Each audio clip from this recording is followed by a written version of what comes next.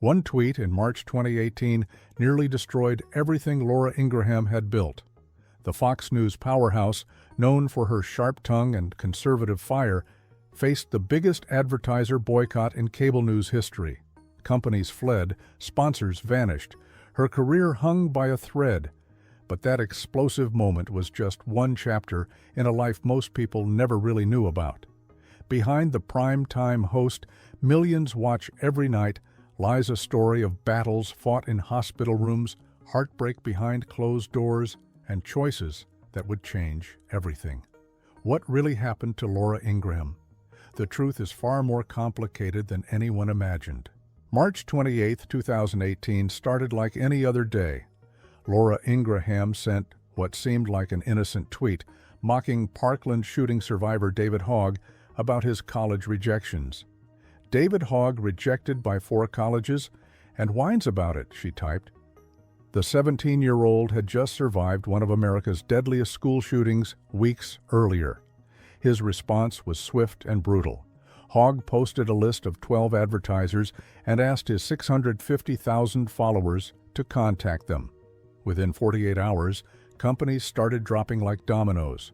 TripAdvisor pulled out first, then Hulu, Wayfair, Nestlé, Johnson & Johnson. Her apology came too late. "In the spirit of Holy Week, I apologize," she tweeted. Hogg rejected it immediately, calling it insincere. At least 20 major companies abandoned her show.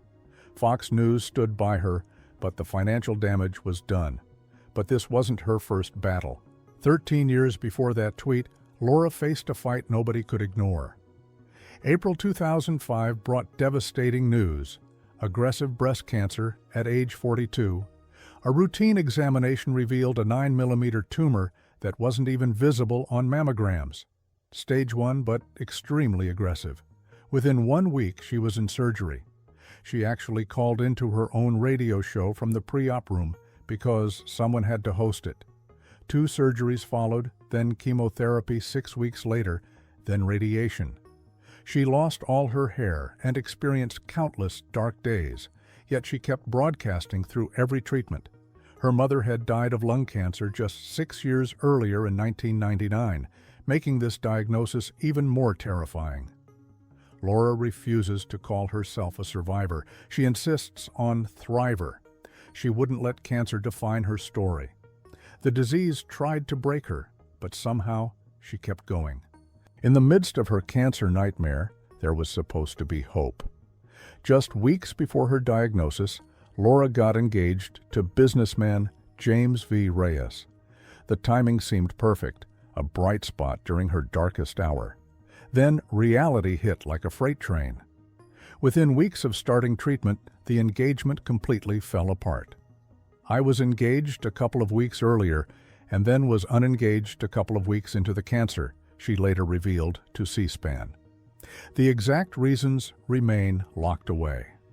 Before they split, Laura joked to the New York Post, "If he thinks he's going to get out of marrying me because of this little blip, he's sadly mistaken."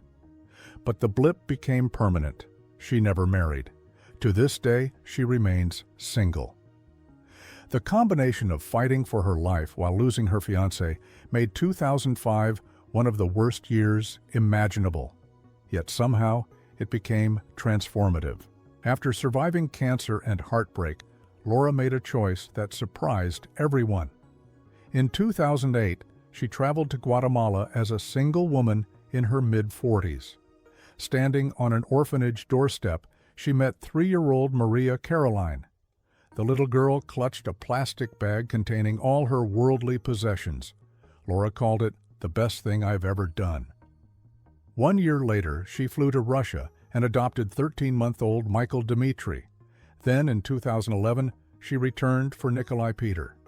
3 children from 2 countries, all adopted by a single mother, juggling a massive media career. She even learned Spanish to communicate with Maria. She became what she calls an instantly irritating mom, the kind who thinks her kids are the smartest and most beautiful on earth. She built a multicultural family while hosting primetime television, fiercely protecting their privacy from the spotlight that follows her everywhere. Laura's family story isn't just about the children she chose. Her biological family tells a different tale. Her brother, Curtis Ingraham, is gay and politically liberal, her complete opposite.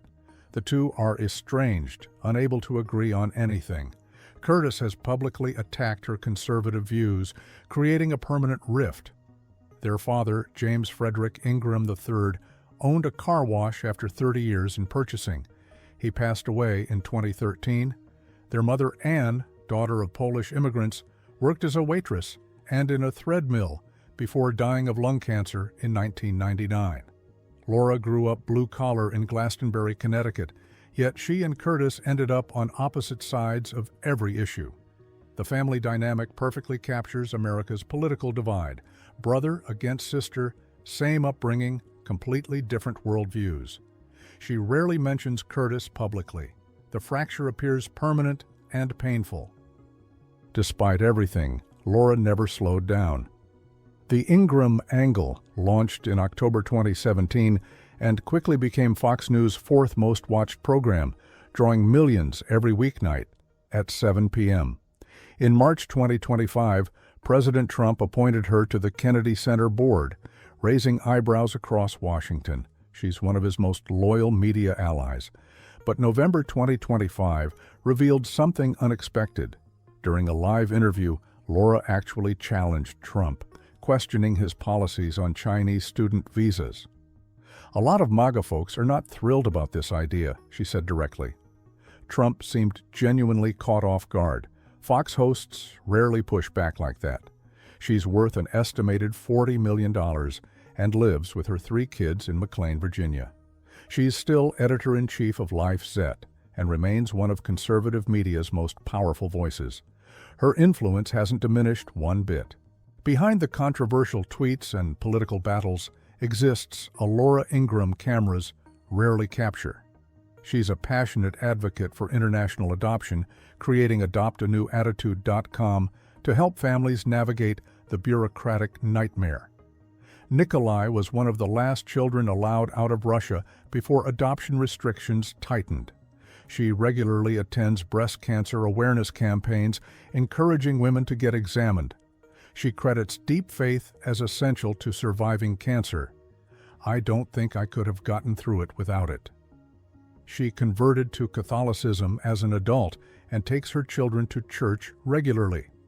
Before television, she graduated from Dartmouth and University of Virginia Law School, clerked for Supreme Court Justice Clarence Thomas, and worked as a speechwriter in the Reagan administration. She even had a cameo in Gremlins 2: The New Batch in 1990. There's more to her story than most realize.